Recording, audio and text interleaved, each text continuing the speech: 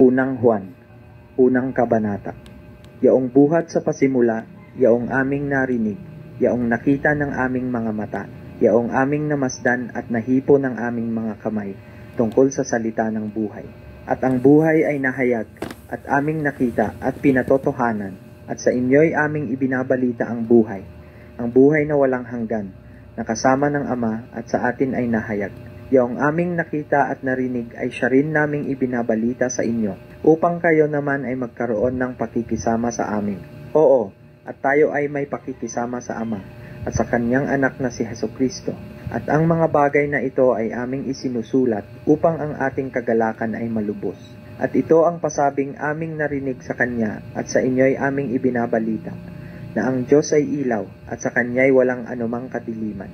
Kung sinasabi nating tayo'y may pakikisama sa Kanya at nagsisilakad tayo sa kadiliman, ay nangagbubulaan tayo at hindi tayo nagsisigawa ng katotohanan. Ngunit kung tayo'y nagsisilakad sa liwanag, na gaya niyang nasa liwanag, ay may pakikisama tayo sa isa't isa.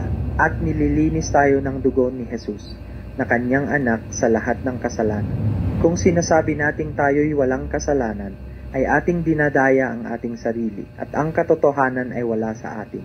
Kung ipinahahayag natin ang ating mga kasalanan, ay tapat at banal siya na tayo'y patatawarin sa ating mga kasalanan, at tayo'y lilinisin sa lahat ng kalikuan. Kung sinasabi nating tayo'y hindi nangagkasala, ay ating ginagawang sinungaling siya, at ang kanyang salita ay wala sa atin. Ikalawang kabanata. Mumunti kong mga anak, ang mga bagay na ito ay isinusulat ko sa inyo upang kayo'y huwag mangagkasala. At kung ang sino man ay magkasala, ay may tagapamagitan tayo sa Ama, si Hesukristo ang matuwid. At siya ang pangpalubag loob sa ating mga kasalanan. At hindi lamang sa ating mga kasalanan, kundi ng sa buong sanglibutan din naman. At sa ganito'y nalalaman natin na siya'y ating nakikilala, kung tinutupad natin ang kanyang mga utos. Ang nagsasabing nakikilala ko siya, at hindi tumutupad ng kanyang mga utos, ay sinungaling, at ang katotohanan ay wala sa kanya. Datapwat ang sinumang tumutupad ng kanyang salita, tunay na sa kanya ay naging sakdal ang pag-ibig ng Diyos. Dahil dito ay nalalaman nating tayo'y nasa kanya. Ang nagsasabing siya'y nananahan sa kanya ay nararapat din namang lumakad na gaya ng inilakad niya. Mga minamahal, wala akong isinusulat sa inyo na anumang bagong utos, kundi ang dating utos na nasa inyo buhat ng pasimula. Ang dating utos ay ang salita na inyong narinig. Muli, isang bagong utos ang isinusulat ko sa inyo, bagay na tunay sa kanya at sa inyo, sapagkat ang kadiliman ay lumilipas, at ang tunay na ilaw ay lumiliwanag na. Ang nagsasabing siya'y nasa liwanag at napupuot sa kanyang kapatid, ay nasa kadiliman pa hanggang ngayon. Ang umiibig sa kanyang kapatid ay nananahan sa liwanag, at sa kanya'y walang anumang kadahilan ng ikatipiso. Ngunit ang napupuot sa kanyang kapatid ay nasa kadiliman, at lumalakad sa kadiliman, at hindi niya nalalaman kung saan siya naparoroon, sapagkat ang kanyang mga mata ay binulag ng kadiliman. Kayo'y sinusulatan ko, mumunti kong mga anak, sapagkat ipinatawad sa inyo ang inyong mga kasalanan dahil sa kanyang pangalan. Kayo'y sinusulatan ko, mga ama, sapagkat inyong nakikilala yaong buhat pa ng pasimula ay siya na. Kayo'y sinusulatan ko, mga binata, sapagkat inyong dinaig ang masama. Kayo'y aking sinulatan, mumunting mga anak, sapagkat inyong nakikilala ang Ama. Kayo'y aking sinulatan, mga ama, sapagkat inyong nakikilala yaong buhat pa ng pasimula ay siya na. Kayo'y aking sinulatan, mga binata, sapagkat kayo'y malalakas, at ang salita ng Diyos ay nananahan sa inyo, at inyong dinaig ang masama. Huwag ninyong ibigin ang sanglibutan, ni ang mga bagay na nasa sanglibutan. Kung ang sino man ay umiibig sa sanglibutan, ay wala sa kanya ang pag-ibig ng Ama. Sapagkat ang lahat na nangasa sanglibutan, ang masamang pita ng laman at ang masamang pita ng mga mata, at ang kapalaluan sa buhay, ay hindi mula sa Ama, kundi sa sanglibutan. At ang sanglibutan ay lumilipas, at ang masamang pita niyaon. Datapwat ang gumagawa ng kalooban ng Diyos ay nananahan magpakailanman. Humunting mga anak, ito ang huling oras, at gaya ng inyong narinig na darating ang Antikristo, kahit ngayon ay lumitaw ang marami ng Antikristo. Kaya nga nalalaman natin na ito na ang huling oras. Sila'y nangagsilabas sa atin, ngunit sila'y hindi sa atin. Sapagkat kung sila'y sa atin ay nagsipanatili sana sa atin. Ngunit nangagsilabas upang sila'y mahayag na silang lahat ay hindi sa atin. At kayo'y may pahid ng banal, at nalalaman ninyo ang lahat ng mga bagay. Hindi ko kayo sinulatan ng dahil sa hindi ninyo nalalaman ang katotohanan, kundi dahil sa inyong nalalaman, at sapagkat alinmang kasinungalingan ay hindi sa katotohanan. Sino ang sinungaling, kundi ang tumatanggi na si Jesus ay siyang Kristo? Ito ang Antikristo. Sa makatuwid ay ang tumatanggi sa Ama at sa Anak. Ang sino mang tumatanggi sa Anak ay hindi sumasa kanya ang Ama. Ang nagpapahayag sa Anak ay sumasa kanya naman ang Ama. Tungkol sa inyo ay manahan sa inyo ang inyong narinig buhat ng pasimula. Kung manahan sa inyo yaong buhat ng pasimula ay inyong narinig, kayo naman ay mananahan sa Anak at sa Ama. At ito ang pangakong kanyang ipinangako sa atin, ang buhay na walang hanggan. Isinulat ko sa inyo ang mga bagay na ito tungkol sa mga may ibig na magligaw sa inyo. At tungkol sa inyo, ang pagkapahid na sa kanya'y inyong tinanggap ay nananahan sa inyo. At hindi ninyo kailangang kayo'y turuan ng sinuman. Ngunit kung paanong kayo'y tinuturuan ng kanyang pahid tungkol sa lahat ng mga bagay, at siyang totoo, at hindi kasinungalingan, at kung paanong kayo'y tinuruan nito, ay gayon kayong nananahan sa kanya. At ngayon, mumunti kong mga anak, manahan kayo sa kanya, upang kung siya'y mahayag, ay magkaroon kayo ng pagkakatiwala, at huwag tayong mga pahiya sa harapan niya sa kanyang pagparito. Kung nalalaman ninyong siya'y matuwid, nalalaman naman ninyo na ang bawat gumagawa ng katuwiran ay ipinanganak niya.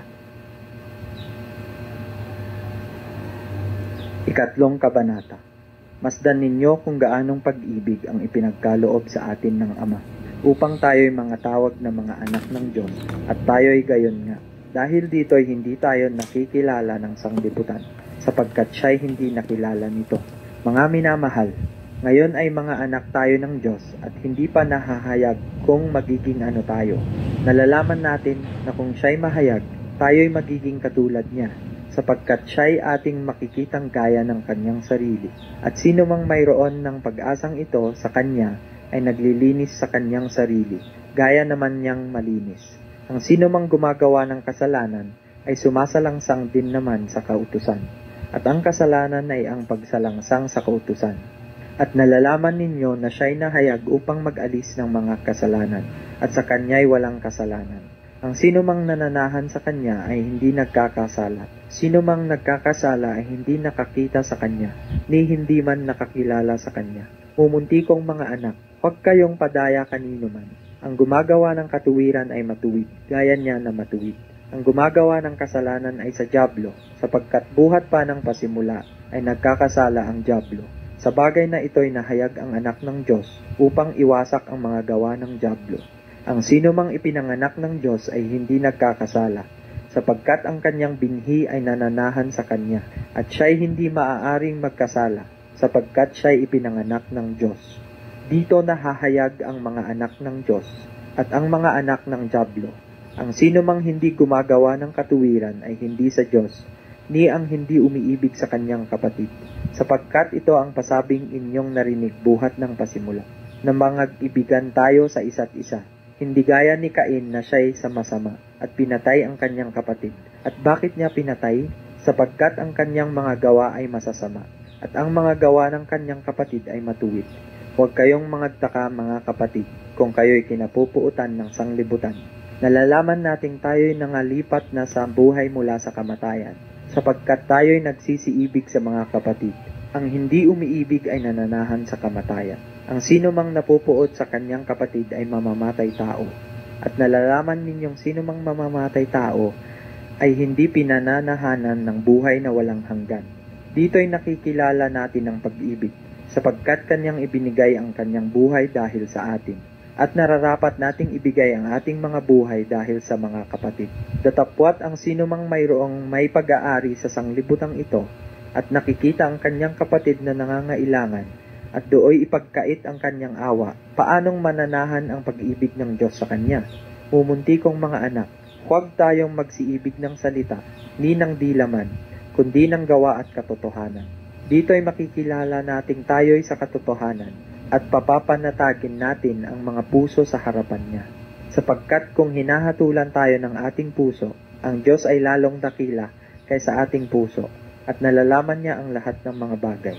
Mga minamahal, kung tayo'y hindi hinahatulan ng ating puso, ay may pagkakatiwala tayo sa Diyos.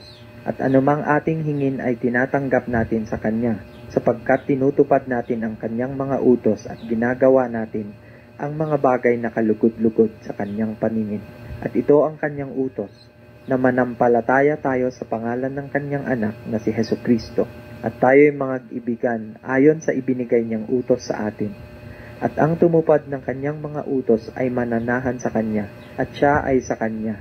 At dito'y nakikilala natin na siya'y nananahan sa atin sa pamamagitan ng Espiritu na Kanyang ibinigay sa atin.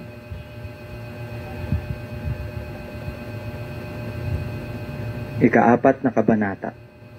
Mga minamahal, huwag kayong magsipaniwala sa bawat espiritu, kundi inyong subukin ang mga espiritu kung sila'y sa Diyos, sapagkat maraming nagsilitaw ng mga bulaang propeta sa sanglibutan. Dito ay nakikilala ninyo ang Espiritu ng Diyos.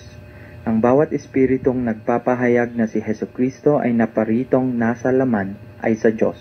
At ang bawat espiritong hindi ipinahahayag si Jesus ay hindi sa Diyos. At ito ang sa Antikristo, na inyong narinig na darating, at ngayoy nasa sanglibutan na. Kayo'y sa Diyos, mumuntikong mga anak, at inyong dinaig sila, sapagkat lalong dakila siyang nasa inyo kaysa nasa sanglibutan. Sila'y sa sanglibutan, kaya't tungkol sa sanglibutan ang sinasalita nila, at sila'y dinidinig ng sanglibutan. Tayo ngay sa Diyos, ang nakakakilala sa Diyos ay dumirinig sa atin, ang hindi sa Diyos ay hindi dumirinig sa atin. Dito'y ating nakikilala ang espiritu ng katotohanan, at ang espiritu ng kamalian. Mga minamahal, mangag-ibigan tayo sa isa't isa, sapagkat ang pag-ibig ay sa Diyos, at ang bawat umiibig ay ipinanganak ng Diyos at nakakakilala sa Diyos. Ang hindi umiibig ay hindi nakakakilala sa Diyos, sapagkat ang Diyos ay pag-ibig. Dito nahayag ang pag-ibig ng Diyos sa atin, sapagkat sinugo ng Diyos ang Kanyang buktong na anak sa sanglibutan, upang tayo'y mabuhay sa pamamagitan niya. Narito ang pag-ibig, hindi sa tayo'y umibig sa Diyos, kundi siya ang umibig sa atin, at sinugo ang Kanyang anak na pangpalubag loob sa ating mga kasalanan. Mga minamahal, kung tayo'y inibig ng Diyos ng gayon, ay nararapat na mag-ibigan din naman tayo. Sino man ay hindi nakakita kailanman sa Diyos, kung tayo'y nangag-iibigan, ang Diyos ay nananahan sa atin, at ang Kanyang pag-ibig ay nagiging sakdal sa atin. Dito'y nakikilala natin na tayo'y nananahan sa Kanya at siya'y sa atin, sapagkat binigyan niya tayo ng Kanyang Espiritu. At nakita natin at sinasaksihan na sinugo ng Ama ang anak upang maging tagapagligtas ng sanglibutan. Ang sinumang nagpapahayag na si Jesus ay anak ng Diyos, ang Diyos ay nananahan sa Kanya at siya'y sa Diyos. At ating nakilala at ating sinampalatayanan ang pag-ibig ng Diyos sa atin. Ang Diyos ay pag-ibig, at ang nananahan sa pag-ibig ay nananahan sa Diyos, at ang Diyos ay nananahan sa Kanya. Dito'y naging sakdal ang pag-ibig sa atin, upang tayo'y magkaroon ng pagkakatiwala sa araw ng paghuhukom, sapagkat kung ano siya, ay gayon din naman tayo sa sanglibutang ito. Walang takot sa pag-ibig, kundi ang sakdal na pag-ibig ay nagpapalayas ng takot, sapagkat ang takot ay may kaparusahan, at ang natatakot ay hindi pa pinasasakdal sa pag-ibig. Tayo'y nagsisiibig sapagkat siya'y unang umibig sa atin. Kung sinasabi ng sinuman, ako'y umiibig sa Diyos, at napupuot sa kanyang kapatid, ay sinungaling, sapagkat ang hindi umiibig sa kanyang kapatid na kanyang nakita, ay paanong makaiibig siya sa Diyos na hindi na nakita? At ang utos na itong mula sa Kanya ay nasa atin, na ang umiibig sa Diyos ay dapat umibig sa kanyang kapatid.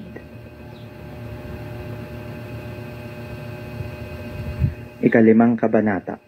Ang sinumang nananampalataya na si Jesus ay siyang Kristo ay ipinanganak ng Diyos, at ang bawat umiibig sa nanganak ay umiibig din naman sa ipinanganak niyaon. Dito'y ating nakikilala na tayo'y nagsisiibig sa mga anak ng Diyos, pagka tayo'y nagsisiibig sa Diyos at tinutupad natin ang Kanyang mga utos, sapagkat ito ang pag-ibig sa Diyos, na ating tuparin ang kanyang mga utos, at ang kanyang mga utos ay hindi mabibigat, sapagkat ang sinumang ipinanganak ng Diyos ay dumadaig sa sanglibutan, at ito ang pagtatagumpay na dumadaig sa sanglibutan. Sa makatuwid ay ang ating pananampalataya. At sino ang dumadaig sa sanglibutan, kundi yaong nananampalatayang si Jesus ay anak ng Diyos.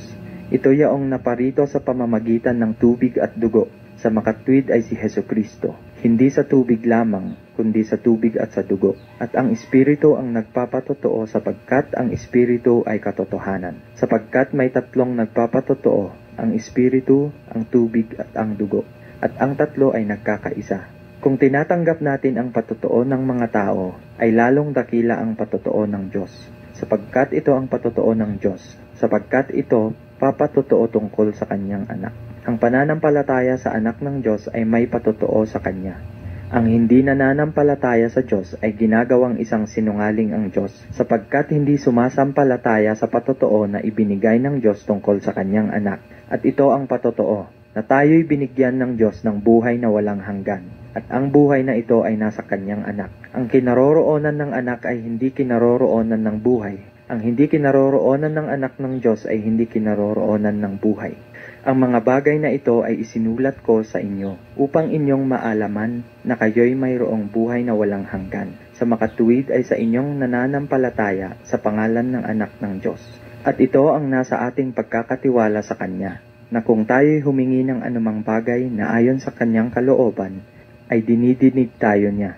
At kung ating nalalaman na tayo'y dinidinig niya sa anumang ating hingin, ay nalalaman natin na nasa atin ang mga kahilingang sa kanya'y ating hiningi. Kung makita ng sino man na ang kanyang kapatid ay nagkakasala ng kasalanang hindi ikamamatay, ay idalangin siya at bibigyan siya ng Diyos ng buhay. Naukol sa mga nagkakasala ng hindi ikamamatay. May kasalanang ikamamatay, hindi tungkol dito ang sinasabi ko na idalangin niya. Lahat ng kalikuan ay kasalanan, at may kasalanang hindi ikamamatay. Nalalaman natin na ang sinumang ipinanganak ng Diyos ay hindi nagkakasala, datapwat ang ipinanganak ng Diyos ay nag-iingat sa kanyang sarili, at hindi siya ginagalaw ng masama.